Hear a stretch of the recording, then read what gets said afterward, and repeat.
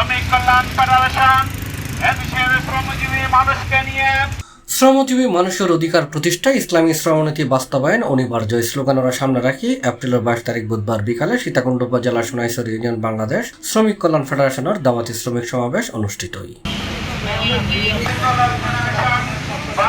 এপ্রিলের 11 তারিখ হতে এপ্রিলের 25 তারিখ পর্যন্ত শ্রমিক যোগাযোগ পক্ষ উপলক্ষে গণসংযোগ অনুষ্ঠিত হয়। এ সময় সোনাইছড়ি ইউনিয়নের রয়্যাল গেট এলাকাত বিভিন্ন কলকারখানা, বিভিন্ন হোটেল রেস্তোরাঁত কর্মরত শ্রমিক, বাস, ট্রাক সহ যাবতীয় গাড়ির শ্রমিকের হাতে লিফলেট বিতরণ করা হয়।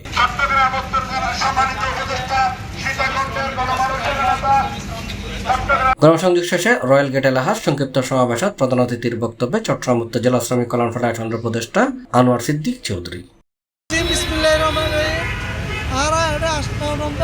সোনাইছড়ি ইউনিয়ন শ্রমিক কল্যাণ ফেডারেশন পক্ষের বাইরে এলাকার সমস্ত শ্রমজীবী মানুষদেরকে লইয়ে আরা সাইতে ইসলামী আইন, আল্লাহ রসুল আইন, কোরআন আইন প্রতিষ্ঠা করিবার কথা ছিল।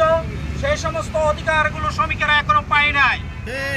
না পাওয়ার কারণে বাংলাদেশ শ্রমিক কল্যাণ ফেডারেশন আজকে প্রত্যেকটি শ্রমিকদের কাছে ইসলামের দাওয়াত, শ্রমিক কল্যাণ ফেডারেশনের দাওয়াত, ইসলামী শ্রম নীতি বাস্তবায়নের দাওয়াত আজকে শ্রমিকদের মাঝে পৌঁছে দিতে যাচ্ছে। নিশ্চয় জানেন, শ্রমিক ভাই আহত হলে তার চিকিৎসার পূর্ণ ব্যয় বহন করবে মালিক পক্ষ।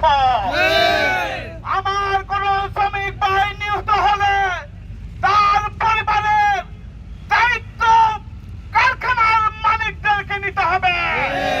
উপজেলা শ্রমিক কল্যাণ ফেডারেশনের সভাপতি মেজবাউল আলম রাসেলের সভাপতিত্বে অনুষ্ঠানত উপস্থিত আছেন উত্তর জেলা শ্রমিক কল্যাণ ফেডারেশনের সেক্রেটারি জসিমউদ্দিন আজাদ, উপজেলার সেক্রেটারি আশরাফুদ্দিন মাসুম, উপদেষ্টা নুরুল ইসলাম, কাজী জাহেদ ইমাম, শ্রমিক কল্যাণ ফেডারেশনের উপজেলা সাংগঠনিক সম্পাদক সমীরুল আলম, ইউনিয়ন সভাপতি আক্তার হোসেন, সেক্রেটারি নেসারউদ্দিন, সাইফুল ইসলাম, সোহেল সহ বিভিন্ন নেতৃবৃন্দ।